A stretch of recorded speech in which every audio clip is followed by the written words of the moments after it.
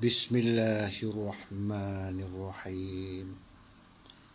Di pagi Jumaat yang mulia ini, suka saya menyambung lagi penerangan tentang la haula wala quwwata illa billah, tentang dua kalimah syahadah.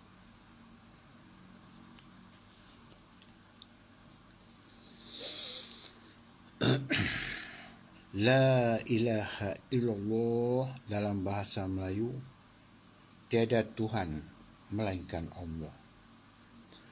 Kalau kita kata tiada Tuhan yang berhak disembah melainkan Allah, tak betul. Dari sudut nahu dan sorof, perkataan la ilaha illallah tidak ada abada ya'budun. Perkataan yang berhak disembah tak ada. Yang ada hanya la ilaha illallah. Kita tengok di situ. Furqan yang pertama di situ, la ilaha, tiada Tuhan. Furqan yang kedua, illallah, melainkan Allah.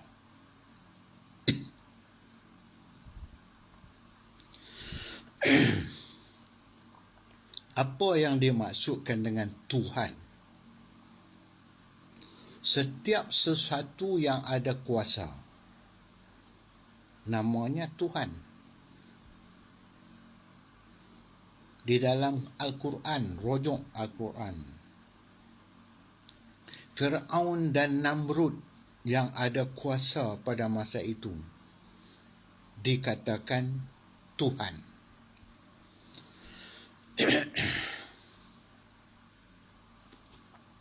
Apa sahaja yang kita percaya ada kuasa padanya, maka dia jadi Tuhan.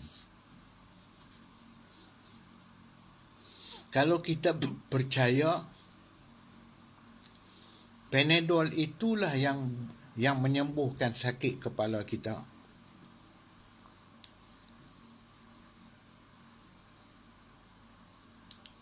maka jadilah Panadol itu Tuhan.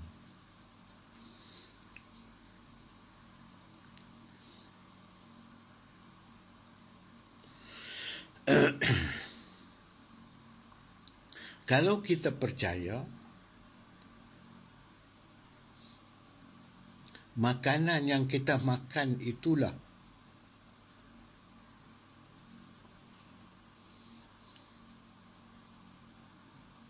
yang mengenyangkan perut kita, maka makanan itu jadi Tuhan.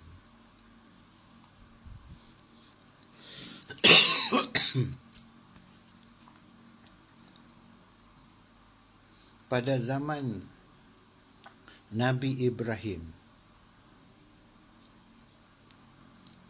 mereka percaya berhala-berhala itu ada kuasa, maka jadilah berhala-berhala itu Tuhan. Ada yang percaya api itu berkuasa, maka jadilah api itu Tuhan. Ada yang percaya matahari itu ada kuasa, maka jadilah matahari itu Tuhan. Kalau kita percaya kuasa yang ada pada kita inilah, atau daya upaya yang ada pada kita inilah,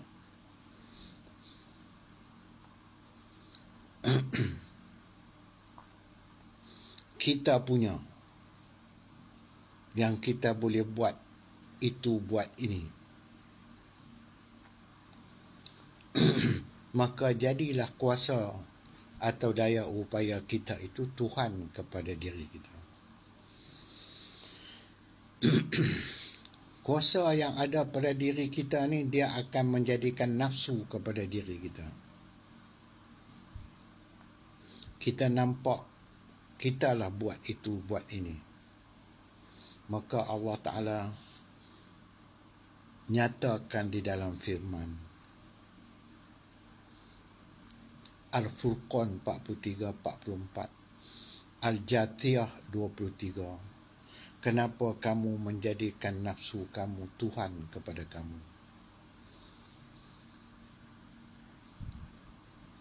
Kalau kita percaya saka baka hantu jin yang mendatangkan sakit kepada kita, maka jadilah saka baka jin hantu itu Tuhan.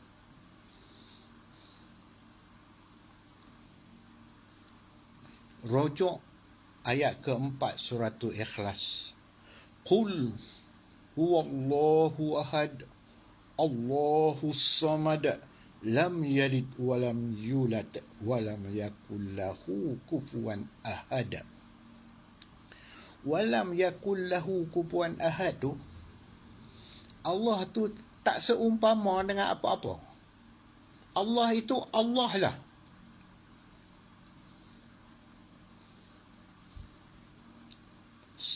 Tak boleh nak digandingkan apa-apa dengan Allah Ta'ala. Tu ayat tu. Walam yakul lahu kufuwan ahad tu.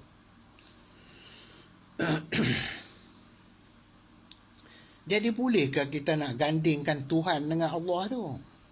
Sedangkan Tuhan-Tuhan seperti yang saya sebut tadi tu, semuanya makhluk.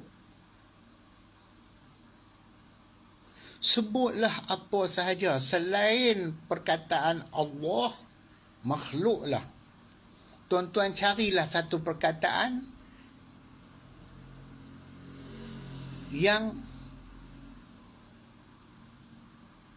bukan perkataan Allah. Cari, sebut. Maka makhluklah jawapannya. Sebab Qul huwallahu ahad sampai kepada walam yakul lahu kufuwan ahad tu. Walam yakul lahu kufuwan ahad tu, Allah tidak serupa, tak sama dengan apa-apa. Sebut apa pun selain daripada sebutan Allah, makhluk. Sebelum adanya dunia, sebelum ada manusia, sebelum ada apa-apa, yang ada hanya Allah Ta'ala. Kemudian Allah Ta'ala jadikan baru ada nama yang lain-lain itu. Jadi selain daripada Allah Ta'ala, makhluk. Maka sebab itulah kalau kita kata satu perkataan yang bukan Allah yang berkuasa, kita kata sesuatu yang berkuasa itu bukan Allah lah yang kita sebut tu. Kita sebut apa sahaja ada kuasa, tapi kita tak sebut Allah. Kita sebut perkataan lain daripada Allah. Maka jadilah Tuhan. Bukan jadi Allah, jadi Tuhan. Kalau kita percaya selain daripada Allah ada kuasa, Tuhan lah tu. Namanya Tuhan. Contoh-contoh saya bagi tadi dalam Al-Quran pun ada. Sebab itu Allah Ta'ala turun firman di dalam Al-An'am ayat 19. Allah Ta'ala kata, hendaklah kamu bersaksi dan mengaku tiada Tuhan di samping aku. Al-An-Namli 60, 61, 62, 63, 64, 5 kali Allah Ta'ala ulang. Adakah Tuhan di samping aku? Adakah Tuhan di samping aku? Adakah Tuhan di samping aku? 5 kali dia ulang. Setelah kita mengesahkan Allah Ta'ala, kita tak sebut dah, Ya Allah, Ya Tuhanku. Kita sebut, Ya Allah. Kalau ada soalan, siapakah yang berkuasa menjadikan segala-galanya di dunia ini? Kita tak sebut Tuhan. Kita sebut Allah. Kalau kita jawab Tuhan kepada soalan tadi, maka kita belum mengesahkan Allah Ta'ala. Kita belum faham La ilaha illallah, yang dikatakan tiada Tuhan melainkan Allah. Harap kita sama-sama faham. Terima kasih.